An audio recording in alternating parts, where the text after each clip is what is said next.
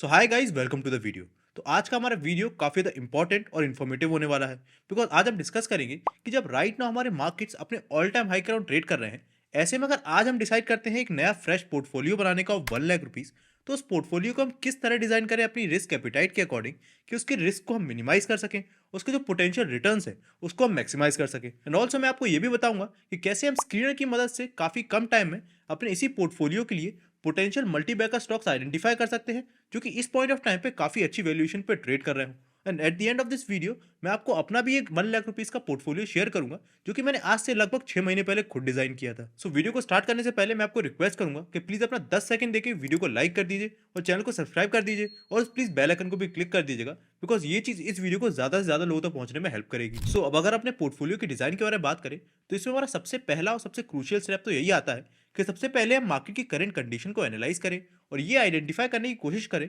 कि right now market में ऐसा कौन सा सेगमेंट है जिधर हमें सबसे अच्छी वैल्यू इमर्ज होती हुई नजर आ रही है और जिस सेगमेंट के स्टॉक्स में हमें सबसे ज्यादा अंडर वैल्यूड अपॉर्चुनिटीज देखने को मिलेगी। तो सबसे पहले अगर हम वैल्यूएशन के कंसर्न को देखें, तो यस, हमारे मार्केट ओवर वैल्यूड हुए हैं, बट अगर आप ध्यान से देखोगे तो ये ओवर वैल्यूएशन केवल हमें स्मॉल और मिड कैप सेक्टर में ही देखने को मिल रही है। बिकॉज अगर आप राइट नाउ मार्केट में स्मॉल कैप 250 इंडेक्स के पूरे पी रेशियो को देखोगे, तो valuation wise right now small cap 250 index का जो पी रेशियो है वो 27.5 का चल रहा है, जो कि अपने 5 ईयर्स का जो हिस्टोरिकल मीन है उसकी एक हायर साइड पे है, विच शोज कि यस, स्मॉल कैप सेगमेंट में हमें एक हायर ओवर वैल्यूएशन देखने को मिल रही है। और ऐसे ही अगर आप मिड कैप सेक्टर में भी देखोगे, तो हमारे मिड कैप के 150 इंडेक्स जो है उसका जो करंट पी रेशियो है वो 26.6 का है, विच शोज कि हाँ, अभी करंट में मार्केट में थोड़ा ओवर वैल्यूड हो चुके हैं mid cap index he, but ये हाईली ओवर वैल्यूड नहीं है, just like small cap index. But वहीं दूसरी तरफ अगर आप निफ्टी 50 की वैल्यूएशन पर नजर डालो,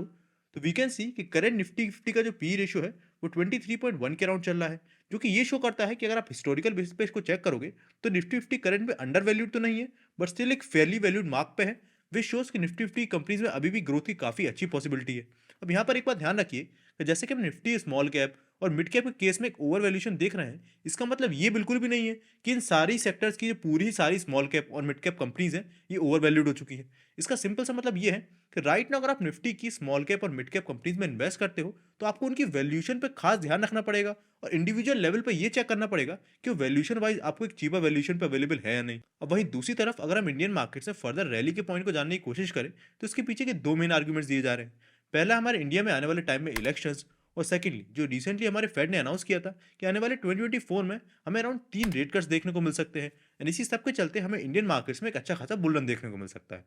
पर सबसे पहले हमें ये समझना पड़ेगा कि पिछले 2 महीनों में जो भी इंडियन मार्केट्स में हमें एक अच्छा खासा रनअप देखने को मिला है, इसके पीछे का रीजन तो आप सभी को पता होगा कि एफआईज ने खासकर दिसंबर के मंथ में इंडियन मार्केट्स में एक अच्छी खासी बाइंग की थी। बट यहाँ पर एक क्वेश्चन ये निकल के आता है कि जिन एफआईज की बाइंग के थ्रू इंडियन मार्केट में इतनी बड़ी रैली देखने को मिल रही है, इस चीज की क्या गारंटी है कि आगे फर्दर ये बाइंग हमें और आने वाले मंथ में कंटिन्यू देखने को मिलेगी। तो इसके लिए मैं आपको यूएस के 10 ईयर्स के जो गवर्नमेंट बॉन्ड के जो पूरा ही ग्राफ है उस पर लेके चलता हूँ।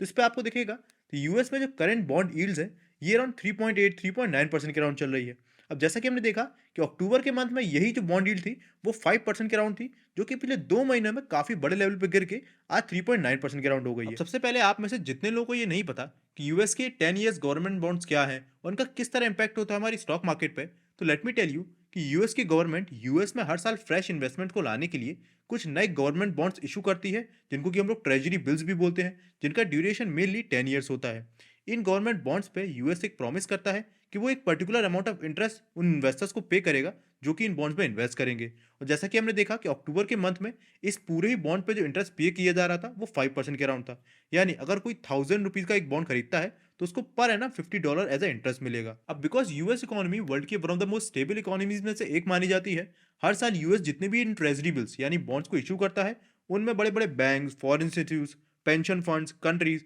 और बड़े बड़े इन्वेस्टर्स उनमें इन्वेस्ट करते हैं। बिकॉज अगर यही पैसा वो स्टॉक मार्केट में इन्वेस्ट करेंगे, तो स्टॉक मार्केट में काफी ज्यादा हायर रिस्क और वॉलिटिलिटी देखने को मिलती है, जिस वजह से उनके कैपिटल पे रिस्क काफी ज्यादा बढ़ जाता है। बट वहीं पर अगर यूएस की गवर्नमेंट बॉन्ड जैसे सेफर एसेट में उन्हें 5% जैसे इंटरेस्ट मिलते हैं, तो उनके लिए इसमें इन्वेस्ट करना काफी ज्यादा सेंस बनाता है, बिकॉज इधर उनके कैपिटल पे जीरो रिस्क है। बट यहाँ पर हुआ ये कि बिकॉज अक्टूबर के एंड में यहाँ पर यूएस में काफी अच्छी इन्फ्लेशन की सिचुएशन कंट्रोल में आ गई थी, और मार्केट को भी ये प्रिडिक्शन था कि फर्दर हमें मार्केट में रेट कट्स देखने को मिल सकते हैं। पर फिर उसके बाद फेड ने अपनी मीटिंग करी, जिसमें उन्होंने एक्चुअल में ये अनाउंस कर दिया कि 2024 में हमें फर्दर रेट कट्स देखने को मिल सकते हैं। इस पूरी चीज को लेके, क्योंकि मार्केट एक फॉरवर्ड लुकिंग क्रिएचर है, यानी भले ही वो रेट कट्स की सिचुएशन अभी एक्चुअल में इमर्ज नहीं हुई है, पर मार्केट उस चीज़ को पहले ही फैक्टर इन कर लेगा कि अगर वो रेट कट्स होंगे तो मार्केट्स में हमें क्या सिचुएशन देखने को मिलेगी। एंड उसी के चलते हमें यूएस के जो बॉन्ड डील्स हैं उनमें फर्दर 5% से लेकर एक बड़ा कट देखने को मिला, जिसके चलते वो आज के टाइम फॉल होकर 3.9% के अराउंड आ गए हैं। अब क्योंकि 3.9% एक बहुत बड़ा इंसेंटिव नहीं है,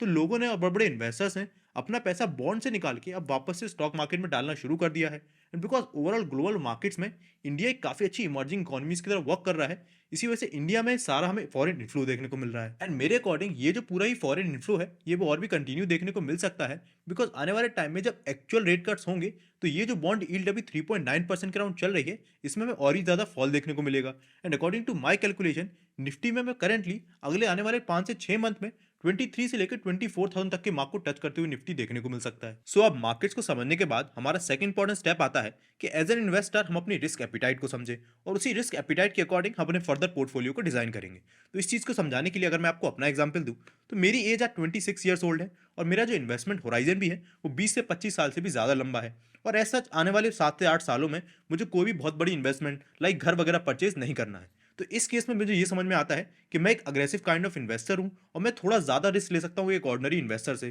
तो इस केस में अगर मैं अपने पोर्टफोलियो का पूरा ही डाइवर्सिफिकेशन बताऊँ तो मैं अपने पूरे 100% पोर्टफोलियो में से अराउंड 40% अपना पैसा लार्ज कैप स्टॉक्स में रखना चाहूँगा, जो कि एक स्टेबिलिटी देंगे हमारे पोर्टफोलियो को। सेकेंडली बाकी का बचा हुआ 30% मैं मिड कैप और रेस्ट ऑफ द 30% मैं स्मॉल कैप स्टॉक में इन्वेस्ट करूंगा। एंड अपार्ट फ्रॉम दिस मान के चलिए अगर आपके केस में आपकी 35 या 30 ईयर्स के अराउंड है और या फिर आपके केस में आपको 5 से 7 सालों में कोई बहुत बड़ा एक्सपेंस करना है, तो उस केस में आप अपने जो लार्ज कैप की होल्डिंग है उसको 40% की जगह 60 या 65% कर सकते हो और बाकी 35 to 40% में आप majority of the mid cap रख सकते हो और एक 10 to 15% की क्वांटिटी में स्मॉल कैप स्टॉक। अब इसके बाद बिफोर अपने थर्ड स्टेप यानी स्टॉक सिलेक्शन पे आए, एक क्वेश्चन जो काफी सारे लोगों के दिमाग में आता है कि अगर आपने परफेक्ट पोर्टफोलियो को डिजाइन कर रहे हैं तो उस केस में हमारे पूरे ही पोर्टफोलियो में टोटल कितने स्टॉक्स होने चाहिए। तो लेट मी टेल यू, इसके लिए कोई हार्ड एंड पास रूल नहीं है, बट इन एन एवरेज अगर आप एक अच्छे डाइवर्सिफाइड पोर्टफोलियो क्रिएट करना चाहते हो तो आपके पास एटलीस्ट 15 टू लेकर 20 स्टॉक्स के बीच में अपने पोर्टफोलियो में जरूर होना चाहिए। अब इस सब के बाद अगर अपने पोर्टफोलियो डिजाइनिंग के थर्ड इंपॉर्टेंट स्टेप पे जाए, जो कि है स्टॉक सिलेक्शन का स्टेप।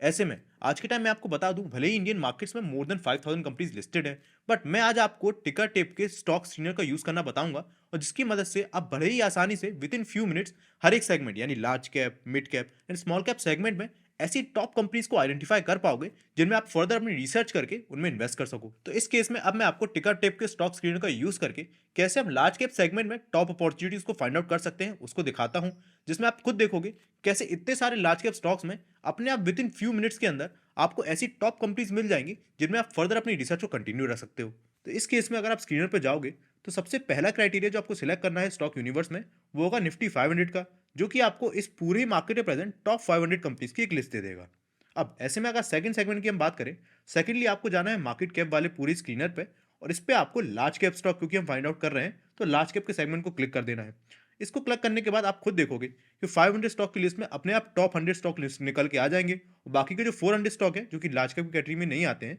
वो अपने आप इससे एलिमिनेट हो गए। अब इसके बाद हम ऐड फिल्टर पे जाके एक नए फिल्टर को ऐड करेंगे जो कि आपको ग्रोथ वाले सेगमेंट में मिल जाएगा और इस फिल्टर का नाम होगा 5 ईयर्स हिस्टोरिकल रेवेन्यू ग्रोथ का फिल्टर। अब ये फिल्टर हम इसीलिए ऐड कर रहे हैं बिकॉज हमें ऐसी कंपनीज चाहिए जिन्होंने एटलीस्ट कुछ तो ग्रोथ रेवेन्यू में दिखाई है पिछले कुछ सालों में, बिकॉज अगर वो ग्रोथ नेगेटिव में रहेगी तो वो कंपनी हमारे लिए कोई भी काम की नहीं है। तो इस केस में जो भी आपको पूरी ही रेंज दिख रही है यानी नेगेटिव से पॉजिटिव तक, इस केस में आप नेगेटिव को बढ़ा के कुछ भी कर सकते हो। फॉर एग्जाम्पल इस केस में हम मान के चलते हैं कि हमें एटलीस्ट वो कंपनी चाहिए जिनकी रेवेन्यू ग्रोथ 15% से लेके 186% के राउंड हो। तो इस केस में अगर आप इस पूरे फिल्टर को अप्लाई करोगे तो आपको दिखेगा कि एट द एंड आपको यहाँ पर 38 टोटल कंपनीज मिल जाएंगी, यानी 100 से शॉर्टलिस्ट होकर अब आपके पास 38 कंपनी बचती हैं। अब इसके बाद अपने अगले फिल्टर को ऐड करेंगे जो कि हमें प्राइस एंड वॉल्यूम वाले सेगमेंट में मिल जाएगा और इस फिल्टर का नाम होगा percentage away from 52 week high. अब देखिए इस फिल्टर को हम इसीलिए ऐड कर रहे हैं बिकॉज जिन भी कंपनीज को हम सिलेक्ट करना चाहते हैं हमारा पूरा ही मोटो है कि उन कंपनीज में आने वाले टाइम में जो ग्रोथ और जो रिटर्न्स की पॉसिबिलिटीज हो वो ज़्यादा से ज़्यादा हो।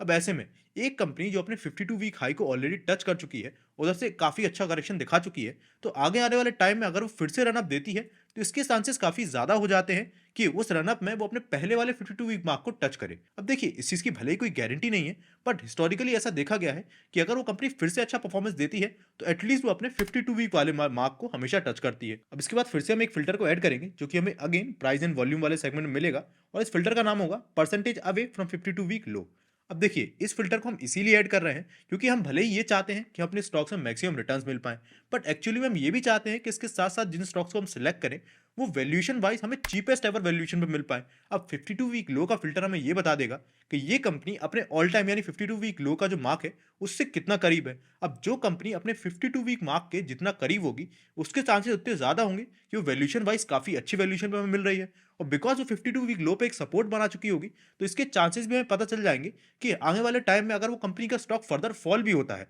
तो हमारे कंपनी के स्टॉक के फॉल होने के कितने चांसेस हैं। अब फर्दर आप अपने 52 वीक के जो फ़िल्टर है, उसमें एक कस्टमाइज़ेशन ये भी कर सकते हो कि अगर आप इसके हायर रेंज पे एक पर्टिकुलर वैल्यू असाइन कर दो, फॉर एग्ज़ाम्पल अगर हम इधर 60 असाइन कर दें, तो ये आपको दिखाएगा ऐसे स्टॉक्स की लिस्ट जो कि अपने पूरे ही 52 वीक लो से 0 से लेके 60% तक ही ऊपर है, जो कि आपके चांसेस और ज़्यादा बढ़ा देगा ऐसे अंडर वैल्यू स्टॉक को आइडेंटिफ़ाई करने के, जिनमें आपको ग्रोथ की ज़्यादा अच्छे चांसेस भी दिखें और साथ में वैल्यूएशन भी आपको काफ़ी ज़्यादा हाई ना मिले। तो इस केस में जो भी आपको 20 स्टॉक की लिस्ट शॉर्टलिस्ट होके आती है, इस केस में अगर आप इस पूरी ही लिस्ट को असेंडिंग ऑर्डर में अरेंज कर देते हो, तो यहाँ पर आपको दिखेगा कि एसबीआई कार्ड अपने 52 वीक लो से सबसे ज़्यादा करीब है और केवल 11% ही अप है। ऐसे ही हमें फिर एचडीएफसी बैंक और एसआरएफ वगैरह की स्टॉक भी मिल जाएंगे। अब देखिए, अगर आप चाहो तो 20 स्टॉक्स में से भी ये बेस्ट स्टॉक आइडेंटिफाई कर सकते हो फर्दर रिसर्च करके। बट इवन अगर आप ये भी चाहते हो कि इस स्टॉक्स की लिस्ट को हम फर्दर और भी शॉर्टलिस्ट करें, तो इधर आप एक से दो फिल्टर और भी ऐड कर सकते हो। फॉर एग्जाम्पल, एक फिल्टर आपको प्राइस एंड वॉल्यूम वाली लिस्ट में मिल जाएगा, जो कि है 1 ईयर वर्सेस निफ्टी रिटर्न। ये फिल्टर आपको ये दिखाता है कि मान के चलिए अगर निफ्टी ने पिछले एक साल में 18% के अराउंड का रिटर्न दिया है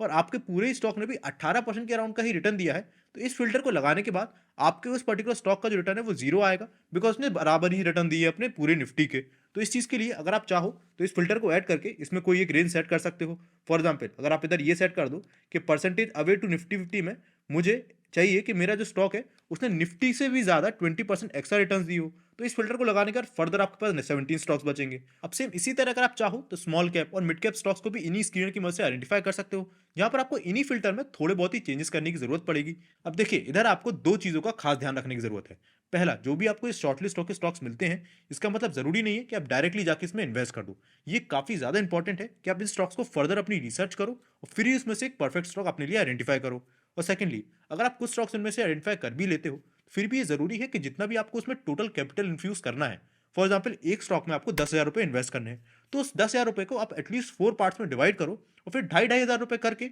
एक से या 2 से 3 मंथ में उस पूरे स्टॉक में अपनी इन्वेस्टमेंट को कंटिन्यू रखो। इससे आपका जो पूरा ही स्टॉक का प्राइस है वो एक एवरेज प्राइस आपको मिल जाएगा और आपका जो रिस्क है वो भी काफ़ी कम हो जाएगा। एंड इसके अलावा अगर आप ये जानना चाहते हो कि मैं अपने पोर्टफोलियो में कौन से स्टॉक्स को ऐड करता हूँ या मार्केट पे चल रहे हैं कुछ ऐसे इंपॉर्टेंट इवेंट्स के बारे में आप अपडेटेड रहना चाहते हो जो कि आपके पोर्टफोलियो में काफ़ी बड़ा इंपैक्ट डाल सकते हैं, तो उसके लिए आप कंसीडर कर सकते हो ज्वाइन करने का हमारी मेंबरशिप कम्युनिटी, जिसको आप हमारे चैनल पेज पे जाके उस ज्वाइन बटन को क्लिक करके ज्वाइन कर सकते हो। अब एट लास्ट, इससे पहले मैं आपको अपना खुद का पोर्टफोलियो शेयर करूं जो कि मैंने आज से 6 महीने पहले बनाया था, जो कि था अराउंड 1 लाख रुपीज़ का। मैं आपको बता दूं कि इस पोर्टफोलियो को बनाने का मेरा सिंपल सा रीजन ये था कि जब आज से 6 महीने पहले हमारे मार्केट्स 19,000 के लेवल के अराउंड आए थे, तब मैंने सोचा था कि अगर यहाँ पर मैं एक फ्रेश पोर्टफोलियो बनाता हूँ, तो मैं ये आइडेंटिफाई कर सकता हूँ कि मेरा ये पोर्टफोलियो क्या आने वाले 6 से 7 महीने या एक साल में मार्केट को बीट कर पाता है या नहीं। And इसीलिए आपके लिए ये समझना काफ़ी ज़्यादा ज़रूरी है कि जिन भी स्टॉक्स को आप मेरे पोर्टफोलियो में देखोगे कि काफ़ी अच्छा रिटर्न उनमें मिल रहा है, तो ऐसा बिल्कुल भी मत सोचिएगा कि अगर मैं भी जाके इनमें इन्वेस्ट कर दूंगा तो मुझे भी कुछ ऐसे रिटर्न मिल जाएंगे। Because you need to understand कि किसी भी कंपनी के अच्छे होने के साथ साथ ये काफ़ी ज़रूरी होता है कि हम उस कंपनी का स्टॉक प्राइस किस वैल्यूएशन पे खरीद रहे हैं। अब जैसा कि मैंने आपको बताया कि जब मैंने ये पोर्टफोलियो बनाया था, उस पॉइंट ऑफ टाइम पे मार्केट्स करीबन 3,000 पॉइंट से भी नीचे था, विच शोज कि इस पॉइंट में से कई सारी कंपनी ऐसी थी जो कि वैल्यूएशन वाइज उस पॉइंट ऑफ टाइम पे काफी ज्यादा चीपर वैल्यूएशन पे थी, और वही सेम कंपनी इस वक्त अगर आप शायद इन्वेस्ट करो तो उसमें आपको वो वैल्यू मर्ज होकर ना आए। तो प्लीज इस पोर्टफोलियो को ब्लाइंडली कॉपी बिल्कुल भी मत करिएगा। अगर आप मेरा ये पोर्टफोलियो देखोगे तो आपको दिखेगा कि मेरे पोर्टफोलियो की टोटल इन्वेस्टमेंट अमाउंट है 96,000 के करीब, और मेरा अगर आप एक्चुअल रिटर्न देखोगे तो वो 32% के अराउंड है, जो कि अराउंड 31,271 रुपीज़ चल रहा है। अब इधर आप मेरी अगर आप टॉप होल्डिंग्स को देखो, तो मैंने सबसे ज़्यादा पैसा अडानी पोर्ट्स, सेकंड में एफिल इंडिया,